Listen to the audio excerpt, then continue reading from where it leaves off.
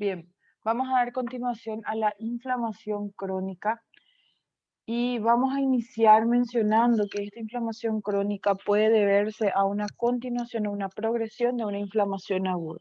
Recordando que la inflamación aguda suele ser más autolimitada y de corta duración, y en cambio una inflamación crónica se autoperpetúa y así también puede durar semanas, meses e incluso años. Esto se puede desarrollar como ya mencionábamos, como un proceso, un progreso de una inflamación aguda, pero así también puede ser debido a inflamaciones recurrentes, agudas recurrentes, y por respuestas súbitas de bajo grado que son incapaces de evocar respuestas agudas. Entonces, tenemos algunas características de la inflamación crónica en comparación a la aguda. Por decir, entre ellas encontramos en la crónica un infiltrado por células mononucleares, y ese infiltrado se caracteriza por la presencia de los macrófagos, y así también hay un infiltrado linfocítico. Y en cambio, cuando hablamos de una inflamación aguda, vemos que hay un aumento o un infiltrado neutrofílico. O sea, a comparación tenemos en la crónica infiltrado de macrófagos y linfocitos, y en la aguda tenemos abundancia de neutrófilos. Así también en la crónica tenemos la proliferación de fibroblastos, y en la aguda tenemos los exudados. Entre las causas de la inflamación crónica vamos a encontrar que tenemos infecciones de bajo grado o aquellos irritantes que son incapaces de penetrar a la profundidad o diseminarse con rapidez. Entre otros están los cuerpos extraños como ser el talco, sílice, asbesto y materiales quirúrgicos para la sutura. Dentro de los virus, estos van a inducir a respuestas inflamatorias crónicas, al igual que hay otras bacterias que actúan a larga data, hongos y parásitos con mayor virulencia, y dentro de esas virulencias puede encontrarse de una virulencia moderada o baja. La clasificación de la inflamación crónica se divide en dos, y ella es la inflamación crónica inespecífica y la inflamación granulomatosa. Dentro de la inflamación crónica inespecífica, vamos a encontrar que hay una acumulación difusa de los macrófagos como también de los linfocitos en el lugar de la lesión. Hay una quimiotaxis persistente que va a hacer que aquellos macrófagos infiltren el sitio inflamado, donde se van a empezar a acumular debido a su supervivencia prolongada como también su inmovilización. Entonces, lo primero que va a ocurrir es esa acumulación de macrófagos. Así también estos mecanismos van a conducir a la proliferación de fibroblastos. Recuerden que es característico de esta inflamación crónica justamente proliferación de fibroblastos, y a su vez por esa proliferación de fibroblastos vamos a encontrar la formación de una cicatriz. Entonces, esa cicatriz, ¿qué significa? Que hay una sustitución de tejido conectivo normal a tejido parenquimatoso funcional en estructura afectada. O sea, tuvo que haber una lesión para que ocurra esta proliferación de fibroblastos y en consecuencia una sustitución de tejido normal a un tejido parenquimatoso. Pasamos ahora a mencionar a la inflamación granulomatosa, y esta es una de las variedades específicas de la inflamación crónica. ¿De qué se trata? Esto se trata de granulomas, ¿sí? Y este granuloma es una lesión pequeña, anoten el dato, de entre 1 a 2 milímetros de diámetro, en la que existe una acumulación de macrófagos circundados por linfocitos. Aquí yo voy a encontrar un acúmulo de macrófagos, pero a su alrededor voy a tener como una corona de linfocitos que lo rodea, que lo bordea. Y estos macrófagos van a ser macrófagos modificados que se asemejan a las células epiteliales, y por ende estos macrófagos, al asemejarse a esas células epiteliales, van a llevar un nombre en específico, que son las células epiteloides, ¿sí? Epiteloides. Entonces, hasta ahora tenemos macrófagos circundados por linfocitos y células epiteloides. Al igual que otros macrófagos, estas células epiteloides van a ser derivados de los monocitos de la sangre, Y esta inflamación granulomatosa se va a relacionar con cuerpos extraños, como ser, ejemplo, astillas, suturas, sílice, asbesto, otros microorganismos que pueden inducir y se los considera como enfermedades granulomatosas, una patología muy frecuente conocida como tuberculosis, sífilis, sarcoidosis, infecciones micóticas profundas y también la brucelosis. Puede ser pregunta de examen. ¿Cuáles son las enfermedades granulomatosas? Y aquí tenemos la respuesta. Entonces, ¿qué ocurre? Estos agentes tienen el aspecto común de que ellos digieren de una manera deficiente y no se suelen controlar con facilidad mediante nuestros mecanismos inflamatorios. Es allí donde la inflamación granulomatosa actúa a través de sus células epiteloides que pueden empezar a acumularse y a formar una masa o también fusionarse y construir una célula. Y esa célula se la conoce como célula gigante multinucleada. Pregunta de examen. ¿Qué es lo que va a hacer esto? Va a intentar circundar a ese agente extraño. Recuerden que uno, por decir un agente extraño, pueden ser las astillas. Entonces van a llegar esta acumulación de células epiteloides, se van a empezar a acumular y van a formar una masa y entre ellas se van a empezar a fusionar y esto es lo que se llama o se conoce como la célula gigante multinucleada. Ya con el tiempo vamos a tener una membrana densa de tejido conectivo encapsulando la lesión y la aísla. Y estas células se los denomina las células gigantes de cuerpo extraño, ¿sí? Como ya lo explicamos justamente en esta frase. Seguimos entonces con las manifestaciones sistémicas de la inflamación y en estas manifestaciones sistémicas vamos a encontrar que éstas se mantienen confinadas en la zona localizada. Entonces, en algunos casos, cuando tenemos una lesión local, esto va a generar manifestaciones prominentes al tiempo de los mediadores inflamatorios se vayan liberando hacia la circulación. Estas manifestaciones se incluyen en la fase aguda, como también anomalías de su conteo leucocitario y fiebre. Entonces, dentro de las manifestaciones más frecuentes sistémicas, nosotros vamos a estar encontrando justamente la fiebre. Así también me gustaría mencionar que justamente en este nivel, primero vamos a tener la respuesta de fase aguda, que va a ser la fiebre, el paciente se va a encontrar cansado, letárgico, y también en cuanto a su laboratorio va a tener elevación de la BSG, como también de las concentraciones de la PCR, ¿sí? Y ya más adelante vamos a encontrar una leucocitosis y en algunos casos podríamos llegar a encontrar la leucopenia. Así también en cuanto a lo que es el examen físico, podemos llegar a encontrar que los ganglios linfáticos se van a encontrar agrandados y a veces dolorosos. En la respuesta de la fase aguda. Entonces, vamos a ir desarrollando uno por uno lo que serían estas afecciones a nivel sistémico. Iniciamos entonces con la respuesta en la fase aguda. ¿Qué ocurre en esta fase? Esto comienza en el transcurso de horas y días, anoten el dato, horas o días, desde que inició la inflamación o desde que inició la infección, y esto va a incluir una concentración de proteínas plasmáticas, un catabolismo del músculo esquelético y un balance nitrogenado negativo. Habíamos mencionado que la BSG justamente va a estar aumentada y que es la BSG, es la velocidad de la sedimentación globular. Así también podemos encontrar el incremento de los números de leucocitos. Vuelvo a repetir, ¿qué va a ocurrir en esta respuesta de fase aguda? Primeramente, ¿cuándo va a iniciar? En un transcurso de horas o días. Esto va a hacer que aumente las concentraciones de las células, de las proteínas plasmáticas, va a aumentar el catabolismo de músculo esquelético, va a haber un balance nitrogenado negativo y va a haber un aumento de la BSG, como también un incremento del número de sus leucocitos. En respuesta a todo esto, se va a empezar a generar la liberación de las citocinas, específicamente las citocinas a ser liberadas luego de esta primera reacción son la interleucina 1, la interleucina 6 y el factor de necrosis tumoral.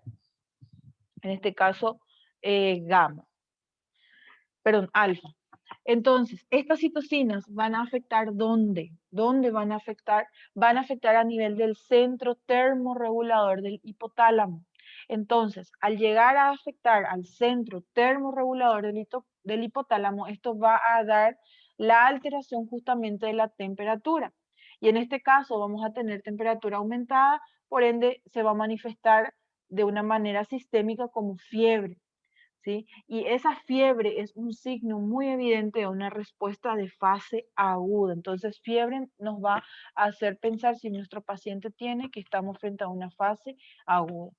Luego de esta respuesta de fase aguda, podemos encontrar el paciente cansado, letárgico, sin ganas de comer, anoréxico, somnoliento, con malestares generales.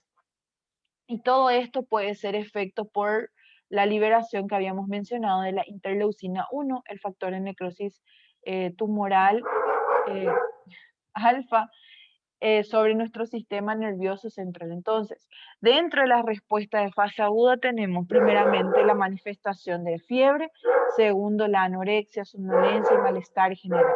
Recuerden el motivo por el cual está ocurriendo todo esto. Pasamos ahora a hablar de las infecciones bacterianas graves, y a esto se lo conoce como una septicemia. Y el gran porcentaje de estos microorganismos en la sangre va a provocar una respuesta inflamatoria descontrolada. Y al ser una respuesta inflamatoria descontrolada, va a tener una síntesis, una liberación de cantidades enormes de citocinas inflamatorias, volvemos a repetir, las más frecuentes, interleucina 1 y el factor de necrosis tumoral alfa, así como también el desarrollo de lo que se lo conoce como el síndrome de la respuesta inflamatoria sistémica. Entonces, estas citocinas van a inducir a qué? Vamos a encontrar vasodilatación generalizada, aumento de la permeabilidad vascular, pérdida del volumen intravascular y la depresión del miocardio con shock circulatorio. Entonces, si están anotando, datos de valor. Primero, vasodilatación generalizada, incremento de la permeabilidad vascular, pérdida del volumen intravascular, depresión del miocardio con shock circulatorio.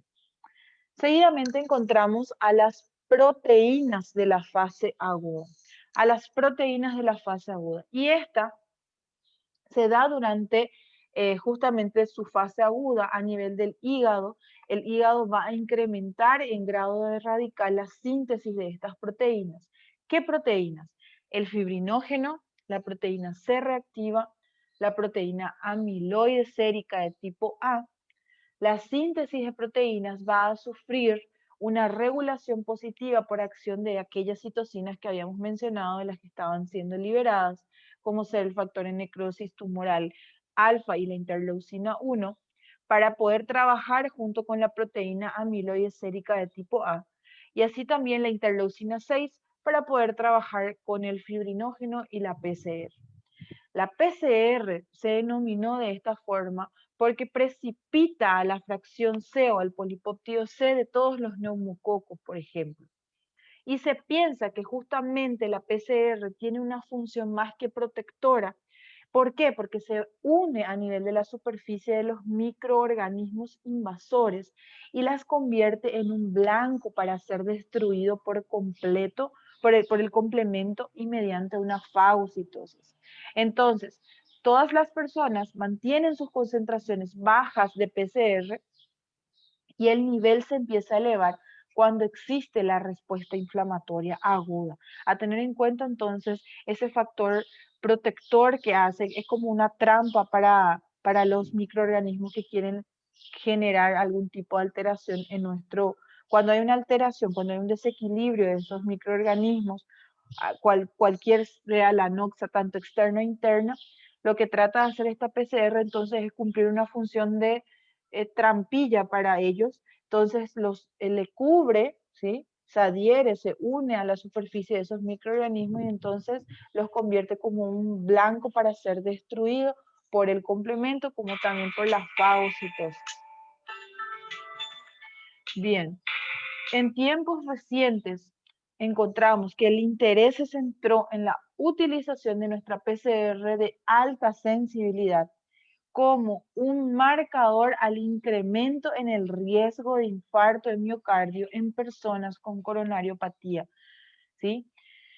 Así también se piensa que las inflamaciones que afectan a las placas ateroscleróticas en arterias coronarias pueden predisponer a trombosis como también a infarto. Y durante esta respuesta de fase aguda, la proteína SAA sustituye a esa apolipoproteína A en un componente en partículas de lipoproteína de alta densidad conocidas por sus siglas LAD.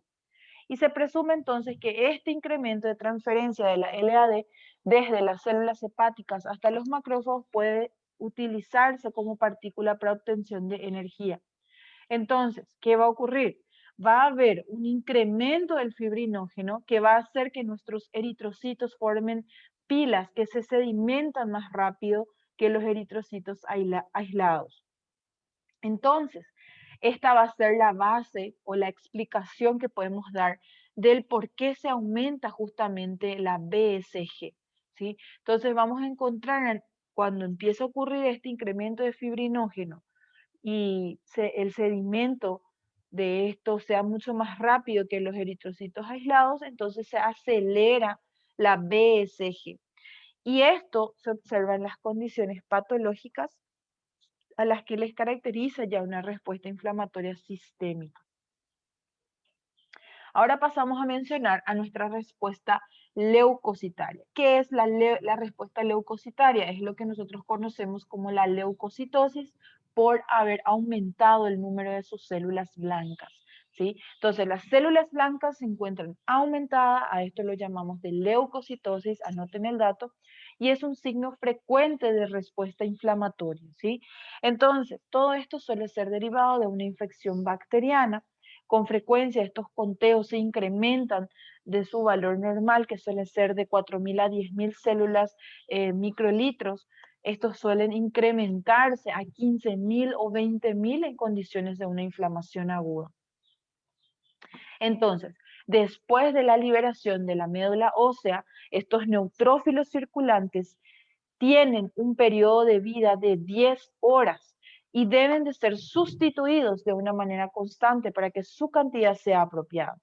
Pero ante la demanda excesiva de los fagocitos, las formas inmaduras de esos neutrófilos se liberan a partir de la médula ósea.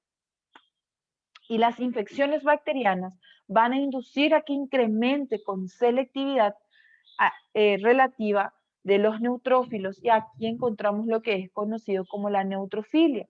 Y en tanto, esas respuestas parasitarias como alérgicas van a inducir a que ocurra la eosinofilia. Entonces, cuando hablamos de infecciones bacterianas, vamos a encontrar que hay una selectividad aumentada por los neutrófilos. Cuando hablamos de respuestas parasitarias o alérgicas, encontramos que hay una selectividad incrementada para los eosinófilos, y a esto lo conocemos como eosinofilia. Cuando hablamos de infecciones virales, nosotros vamos a tener la inducción a disminución de esos neutrófilos, y cuando hay una disminución de esos neutrófilos, nosotros hablamos de la neutropenia y aumento de nuestros linfocitos, y de ahí hablamos de la linfocitosis, ¿sí? Es posible que aquí nosotros encontremos también la disminución del conteo de nuestras células blancas, y aquí encontrar lo que es conocido como la leucopenia. Y cuando existen infecciones avasallantes o algún tipo de compromiso de capacidad para formación de leucocitos. Entonces, pregunta de examen. ¿Qué es la neutrofilia y en qué momento se ve aumentado? ¿Qué es la eosinofilia y en qué momento está aumentado? ¿Qué es la neutropenia y en qué momento penia significa pérdida, en qué momento está disminuido? ¿Y qué es la linfocitosis? ¿Sí? Linfocitosis, ¿en qué momentos está aumentado? ¿Qué es la leucopenia? Entonces tenemos 5 datos, ¿sí? 5 palabritas a agregar a nuestro glosario. Y seguidamente podemos hablar de la linfadenitis. La linfadenitis es una inflamación, o sea, pasa de una inflamación aguda y crónica y todo ello conduce a una reacción a nivel de ganglios linfáticos, como ya lo estuvimos mencionando. A ese nivel van a empezar a drenar todas las áreas afectadas. Entonces, ¿qué es la linfadenitis? Es una respuesta inespecífica de los mediadores que va a ser liberado al tejido lesionado o de la respuesta inmunológica contra un antígeno específico. La mayoría de las veces se encuentra la adenomegalia y esa adenomegalia es una adenomegalia dolorosa, ¿sí? Y se relaciona con procesos inflamatorios. También podemos ver adenomegalias indoloras, que son más características de las neoplasias. Entonces, cuando tengo una adenomegalia y es dolorosa, yo pienso en un proceso inflamatorio. Pero si yo tengo una adenomegalia que es indolora, pienso en una neoplasia. Y bueno, en cuanto a inflamación crónica es todo.